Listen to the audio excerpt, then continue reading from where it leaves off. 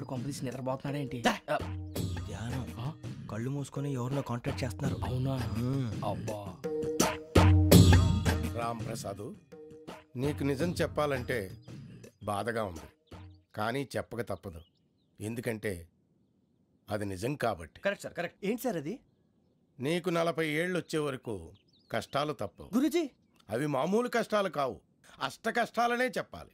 ఉదాహరణకు అవి ఎలా ఉంటాయంటే, దొరక్క నీకు ఫుడ్ దొరికితే అది నీ నోటికందే లోగా నీ కాలో నీ చెయ్యో తగిలే మట్టిపాలైపోతుంది. నీ వాకలికి తట్టుకోలేక అప్పు కోసం ఎండను పడి వెళితే అక్కడ తాళం వేసి ఉంటుంది. మరో కఠోరమైన నిజమేమిటంటే, నీ దరిద్రాన్ని చూసి భరించలేక నీ భార్య లేచి వెళ్ళిపోతుంది. ఒక్కతేనా ఎవరితోనన్నా? తప్పు. అతని దురదృష్టాన్ని చూసి ఎగతాళి చేయకు రమణ. Sorry sir. ఇదయ్యా రాంప్రసాద్, నువ్వు ఈ 40 ఏళ్ళు ఈ నరకాన్ని అనుభవించక తప్పదు. 40 ఏళ్ళ తర్వాత అలవాటైపోతుంది. ఇక నువ్వు వెళ్ళొచ్చు. ఏమో వెంకటేశ్వరరావు, కులాసైనా రమ్మన్నారట. నీకు శుభవార్త చెబుదామని పిలిపించాను. ఏంటి గురూజీ? నీకు శుక్రమహాదశ ప్రారంభం అవబోతుంది. అంటే శనిగా సెట్ అయిపోయినట్టేనా? ఆల్మోస్ట్ అయిపోయినట్టే. మీరంతా టోపీలు పెట్టుకునే ఉద్యోగాలు కూడా చేసుకుంటారు. ఇప్పటిదాకా మేమందరికీ టోపీలు పెట్టాం గానీ మాకు మేమే టోపీలు పెట్టుకుంటాం ఎప్పుడు అనుకోలేదు గురూజీ. అదే విధి. మరి ఇప్పుడు బిల్ల బంటోతు నుంచి బీట్ కానిస్టేబుల్ వరకు అందరికి నెత్తిమి టోపీలు ఉంటాయి. అందులో ఏ ఉద్యోగమో? ఎస్ఐ గారు కూడా టోపీ పెట్టుకుంటారు తెలదా? ఏది మన చదువులకు ఎస్ఐ ఉద్యోగాలు ఇస్తారేంటి? గ్రహాలు శాసిస్తున్నప్పుడు చదువులతో పని లేదు. ఏబిసిడీలు చదివినా చాలు మీ జీవితాలు విచిత్రమైన మలుపులు తిరుగుతాయి. మీకు విపరీతమైన ఫాలోయింగ్ వచ్చేస్తుంది. మీరు చాలా ఫేమస్ అయిపోతారు. వింటానికి చాలా బాగుంది. ఇప్పుడు మమ్మల్ని ఏం చేయమంటారు గురూజీ? ఏమీ చెయ్యదు, వెయిట్ చేయండి. కాలం కలిసి వస్తే అదృష్టమే మిమ్మల్ని గేలం వేసి పట్టుకుంటుంది. అంతవరకు వెయిట్ చేయండి. వెయిట్ చేసి కొంచెం వెయిట్ కూడా పెరిగింది. అయినా పర్వాలేదు, వెయిట్ చేస్తాం. అందాక ఏ అప్పు సపోర్ట్ చేసుకుని తాగుతాం బ్రతుకుతాం అన్నట్టు. అప్పు అంటే గుర్తొచ్చింది, అప్పు మీద మీ అభిప్రాయం ఏంటి గురూజీ? ఏంటరా ఇంత నుంచి మీకు ఎదుగుతున్నాను రా. ఇక్కడేం చేస్తున్నారు? మన టైం బాగుందిరా. ఎవడన్నా అప్పిస్తున్నాడా ఏంటి? కాదురా, ఉద్యోగాలు ఇస్తారమ్మన్నాడు గురూజీ. చూసారా, చౌదరిగా చెప్పింది నిజమే. మరి శుక్రమహాదేశ్ మొదలైంది. ఇంతకీ ఎవరా మహానుభావుడు? నమస్కారం.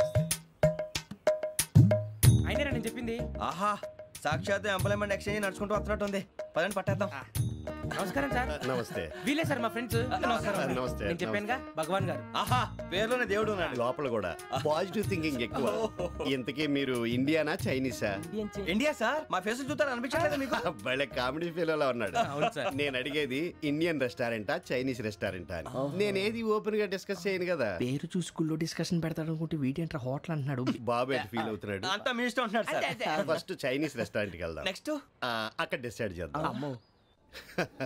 చాలా ఇబ్బంది పడుతున్నట్టున్నారు. నువ్వు చేత్తో తినే బాబు. నేను జనరల్ గా చైనీసే ప్రిఫర్ చేస్తాను. ఫ్యాట్ కంటెంట్ తక్కువ ఉంటది కదా. రేపు నుంచి మేము కూడా ఇదే ఫాలో అవుతాం. ఎంతకీ మీకు స్టీల్ ప్లాంటా, షిప్ యార్డా, ఏషియాడా, జింక, బంక, హెచ్పిసిఎల్. ఇవన్నీ దేనికి సార్? దేనికేంటి? ఉద్యోగం చేయడానికి. మీకు ఎందులో కావాలో చెప్పండి. నేను అమలపోతున్నారా? ఏంటయ్యా డిస్కషన్స్? మాకు నీ ఛాయిస్లు ఉంటాయి అనుకోలేదు. మీరు సడన్ గా జింకు బంకు అంటే సింక్ అవడానికి కొంచెం టైం పట్టింది. అదే అదే జేసీ గారు టోపీలు పెట్టుకుని ఉద్యోగం అన్నారుగా. వీటిలో టోపులు పెట్టుకునే జాబ్లు ఎక్కడ ఉన్నాయండి? అన్నిటిలోనే ఉంటాయి, వాటిలో కూడా ఉంటాయి. వాచ్మెన్ ఉద్యోగం కావాలా?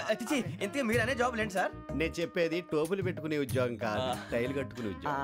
అది టైల్ కట్టుకోవటం మాకు రాదు. వాళ్ళు కడతారులే. ఇంతకీ మీకు జిఎం కావాలనా, ఏ జిఎం కావాలనా అట్లా పిలుస్తున్నాడు చూడు బాబు. జిఎం అడిగితే ఎలా ఉంటుందంట? ఏజీఎం అంటే వెంటనే కొంచెం పెద్దదిగా ఉంది. అడుగు. ఏజీఎం ఇప్పించండి సార్. అనుకున్నాను నువ్వు ఇది అడుగుతావని. జిఎం అంటే జనరల్ మేనేజర్, ఏజీఎం అంటే అసిస్టెంట్ జనరల్ మేనేజర్. తూచండి, మాకు జిఎంఏ కావాలి సార్. అది సరే కానీ భగవాన్ జీ, ఈ ఉద్యోగాలకి టోపులు పెట్టుకుని వెళ్ళొచ్చా? నీ ఇష్టం వచ్చినట్టు వెళ్ళొచ్చమ్మా. అయితే నాకు జింక్ లో నాకు స్టీల్ ప్లేట్, నాకు బంకులో గానీ. కన్ఫ్యూజ్ చేయగానే ఆయన్ని అందరికీ ఒక చోట ఇప్పించండి సార్. కలిసి పని చేసుకుంటాం. జీతం ఎంతండి? 30,000 అంటే 40,000. వడ్డీ ఎంత? అప్పు కాదయ్యా, నీకు ఇచ్చే జీతం. అంటే తిరిగి ఒక్కలేదా? ఫ్రస్ట్రేషన్ లో ఉన్నట్టున్నాడు. అవునండి. నువ్వు ఇచ్చిన వాళ్ళు తీసుకోరు. మాకు అవసరం కూడా అదే. అంతేకాదు ప్రతి నెల గ్రాట్యుటీ, పిఎఫ్, సిఎఫ్. బియ్యం కూడా సార్? ఏ నువ్వు యాక్ట్ చేస్తావా? భగవాన్ జీ, మీరు ఇదంతా ఎందుకు చేస్తున్నారు? ఊరికే మాత్రం కాదు, నేను మంచోడని చెప్పి నా కారు పెట్రోల్ లేకుండా వెళ్తుందా? వెళ్దాం. నేను ఇచ్చుకోవాల్సినవి ఉంటాయి కదా. ఇలా చూడు, అందుకని ఉద్యోగానికి వాళ్ళ ఆకారం తీసుకుంటా. మా గెటబుల్ చూసి మీరు అపార్థం చేసుకుంటున్నారు. మాకంత పొజిషన్ లేదండి బాబు. పోనీ నలుగురు కలిసి ఉద్యోగం చేసుకోవచ్చా? మీ దరిద్రం నాకు అర్థమైంది. థ్యాంక్స్. మీ నలుగురు కలిసి ఓ ₹1,00,000 ఇవ్వండి చాలు. నేను నమ్మనరా, డబ్బుల విషయంలో అసలు నమ్మను. నాన్నగారు మీరు అలా అంటాం భావ్యం కాదు. ఏదో జేసీ గారి సిఫార్సు వల్ల శని గారు సైడ్ అయ్యి శుక్రవారం మొదలైంది. ఉద్యోగం దానంతటి అదే వెతుకుంటూ వచ్చింది. అందుకని ఇంకేం కావాలో చెప్పండి. స్టీల్ ప్లాంట్ లో జీఎం అని పెద్ద పోస్ట్ అమ్మా. జీతం 30,000, నెల నెల ప్రమోషన్లు, సిఎఫ్లు, డిఎఫ్లు, పిఎఫ్లు, బిఎఫ్లు. ఇవన్నీ నువ్వు చదివిన చదువుకే. అబ్బాబే దీనికి చదువుకి సంబంధం లేదండి. చెప్పాను కదా శుక్ర మహాదశ. అది దాని పవర్ అనుకోండి, ఎఫెక్ట్ అనుకోండి. ఈ రోజుల్లో కూడా గ్రహాలు ఏటా nonsense. అబ్బా ఏంటండి వాడన్న ప్రతిదాన్ని ఇలా కొట్టి పడేస్తారు. చిన్నప్పటి నుంచి లక్షల పోస్ట్ చదివించారు. అమ్మా నువ్వు లేని పోనీ పెట్టుకో. లక్షలు ఎక్కడైనా ఊరుకోరా, మాట వరుస కదాలే. ఒక 25,000 ఇస్తే వాడి జీవితం సెటిల్ అయిపోతుంది అంటున్నాడుగా. అంతగా ఆలోచిస్తారేంటండి? అమ్మా నాకు ఉద్యోగం రాగానే మీ అందరూ స్టీల్ ప్లాంట్ షిఫ్ట్ చేస్తానే. ఓకే నువ్వు చెప్పేదంతా కరెక్టేనా? నాన్నగారు మీకు అంత అనుమానం అయితే ఇవ్వకండి. సర్లే, ఇప్పటికిప్పుడు అంత డబ్బు అంటే కష్టం కానీ నా కెనటిక్ హోండా అమ్మాలి. నాకు తెలిసి మీరు ఆ నిర్ణయం తీసుకుంటారని అందుకే పార్టీని పట్టుకొచ్చాను. బయట వెయిటింగ్.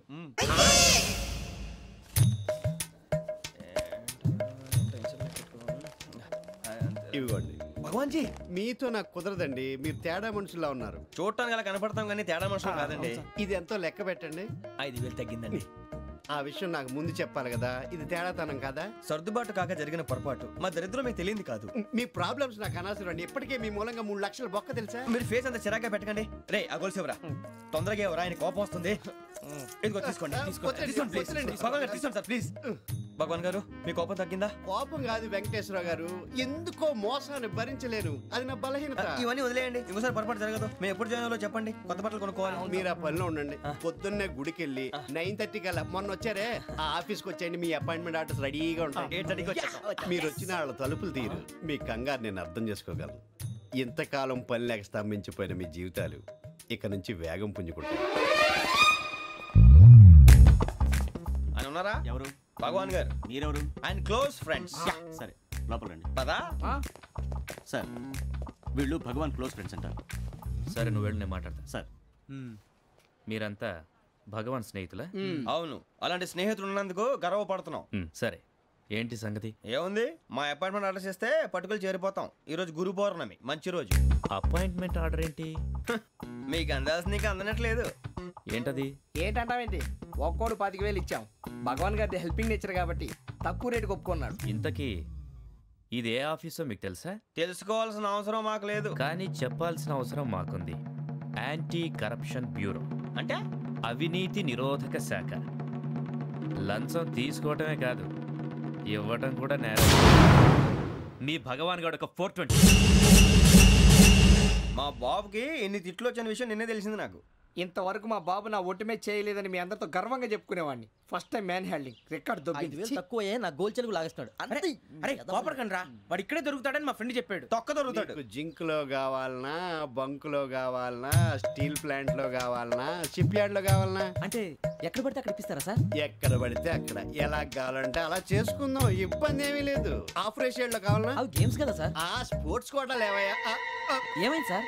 ఉద్యోగాలు ఇప్పించమని ఎంట పడుతున్నారు. నువ్వు టచ్ లో ఫోన్ చేయ.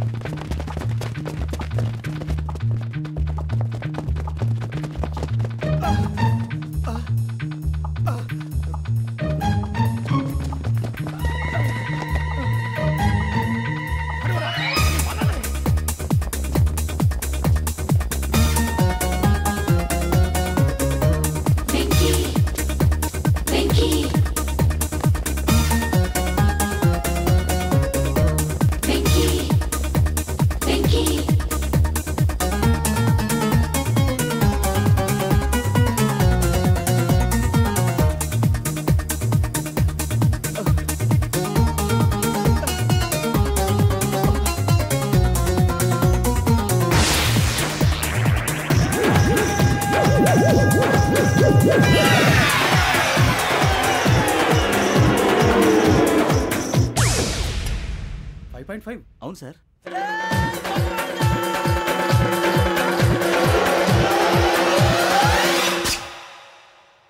గ్రేట్.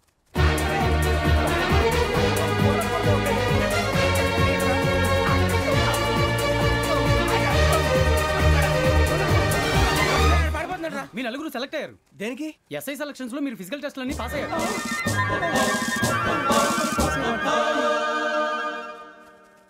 కానీ మేము అప్లై చేయలేదు సార్. అప్లై చేయలేదా? చేయి వదలకండి సార్, కాలు పట్టుకోవాల్సి వస్తుంది. రాగరాకు వచ్చిన అవకాశం. సరే, మీరంతా డిగ్రీలు పాస్ అయ్యారా? ఎప్పుడో. ఓకే, ఇప్పుడు అప్లై చేయండి. Thank you sir. నేను మేనేజ్ చేస్తాను. Thank you sir. మీరు రిటర్న్ టెస్ట్ ప్రిపేర్ అలాగే అవ్వండి. సార్. All the best. రేయ్, ఈ పరీక్షల్లో సమాధానాలని ఏబిసిడీలోనే ఉంటాయి. ప్రతి ప్రశ్నకి 4 ఏదో ఒకటి కరెక్ట్ ఆన్సర్. ఏది కరెక్టో మనకు తెలియదు కదరా. నీకు ఏబిసిడీలు తెలుసు కదా? తెలుసు. అయితే కళ్ళు మూసుకుని 4 ఏదో ఒకటి రాసుకుంటూ పోతాం. మన అదృష్టం బాగుండి అవి కరెక్ట్ అయితే పాస్ అయిపోతాం. ఎస్ఎల్ కూడా అయిపోతాం. వారిని ఏబిసిడీలు వస్తే ఎస్ఐలు అయిపోతాం అని తెలిస్తే నాన్న కష్టాలు పడి డిగ్రీలు చేసేవాళ్ళం కాదు కదరా. రెడీ, స్టార్ట్ చేద్దాం. నీ ఇష్టదేమో ఆంజనేయ స్వామి. వేసుకో. నీ ఇష్ట పొలిటీషియన్ వాజ్పేయి. ఏబిసిడీలో రావాలి. నేషనల్ లెవెల్లో కాదు, స్టేట్ లెవెల్లో 7. స్టేట్ అయితే చంద్రబాబు నాయుడు. సిఎస్కో. నీకు ఇష్టం క్రికెటర్ ఎవర్రా? Mister dependable. ఆడేవడరా? ఓ నీ క్రికెట్ లో విజ్ఞాన ప్రదర్శనలో ద్రావిడు. డిఎస్కో. వేసావా? నీకు ఇష్టమైన నటుడు? బాలకృష్ణ. సమర్ సుమారెడ్డిలో డీటెయిల్స్ వద్దు, బిఎస్కో. అయిపోయిందిరా. అందరూ దీన్నే ఫాలో అవ్వాలి. రాత్రికి ఏబిసిడీలు బాగా బట్టి పట్టండి. అందరూ ఏవే ఆన్సర్లు రాయాలి. మునిగితే అందరూ కలిసి మునుగుదాం. అయినా గురువారం పాటు గురుమేట్ల మీద కూర్చొని రాసింది ఖచ్చితంగా జరుగుతుందని జేసీ గారు చెప్పారు. మన ప్రయత్నం మనం చేద్దాం, మిగిలిన నేను ఎక్కడికి వదిలేద్దాం. ఆయన కూడా ఏదో పని ఉండాలి కదా.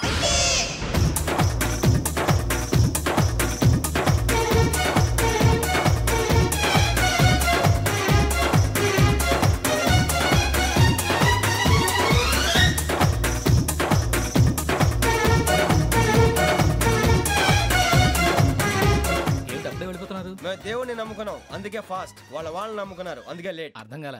మా కాన్సెప్ట్ నీకు అర్థమైతే గుండాకి సత్తావు. వస్తా.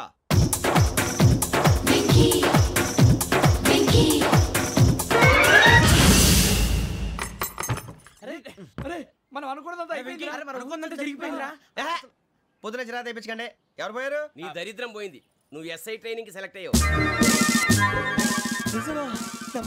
అన్న తండ్రి నేనే నమ్మలేదు, వాళ్ళు నమ్మారు. నాన్న నోరు తెరవరా. వాడు ఇంకా మొహం కడుక్కోలేదమ్మా. వాడికి ఏం కొత్త కదమ్మా, నువ్వు పెట్టవే. అమ్మా, చాలా సంతోషంగా ఉంది. ఈ సంతోషాన్ని వెంటనే చౌదరి గారితో పంచుకోవాలి. డేయ్, ఎవడన్నా సంతోషాన్ని కన్నవాళ్లతోటో కట్టుకున్న దాంతోనో పంచుకుంటాడు. నువ్వు మాట్లాడితే దరిద్రుడు జేసీ గారితో. నాన్నగారు, మీకు 1,00,000 సార్లు చెప్పానే అనొద్దని. నేను ఈ రోజు పొజిషన్కి వచ్చానంటే ఆయనే కారణం. జగదాంబ చౌదరి గారు అంటే దైవాంశ సంభూతుడు. అయితే వెళ్ళి అదే వెళ్ళి ఆయన కాళ్ళమివ్వడు. మీరు మామూలు మనుషులు కాదు స్వామి. టోపీలు పెట్టుకుని ఉద్యోగాలు వస్తాయన్నారు, అలాగే జరిగింది. ఏబిసిడీలు వస్తే చాలన్నారు, చివరికి వాటిలతోనే ఉద్యోగాలు తెచ్చుకున్నాం. ఇందులో నాదేముంది? మీ గ్రహాల మూమెంట్ అలా ఉంది. అలా అనకండి, ఆ గ్రహాలు అలా మూవ్ అయ్యేలా చేసింది మీరే. వెంకీ, ఈ ప్రయాణంలో నీకు ఇంకో ప్రయోజనం కూడా ఉందయ్యా. వీళ్ళందరూ ట్రైన్ యాక్సిడెంట్ లో పోతారా స్వామి? కాదయ్యా, ఈ ప్రయాణంలో నీకు అందాల రాశితో పరిచయం ఏర్పడుతుంది. ఆ పరిచయం ప్రణయంగా మారి వివాహానికి దారితీస్తుంది. స్వామి, మాకు పొజిషన్ లేదని ఊళ్ళో లేడీస్ అందరూ చాలా చీప్ గా చూస్తున్నారు. ఎలారా బాబు అనుకున్నాను. చల్లటి వార్త చెప్పారు. మరి మాకు మీకింకా కొంతకాలం బ్రహ్మచర్యం తప్పదు. వీళ్ళకి ఇప్పుడు అప్పుడే తొందరగా ఉందిలేండి. మేము బయలుదేరుతాం స్వామి. మిక్సల్ టచ్ లో ఉంటాం. శుభం.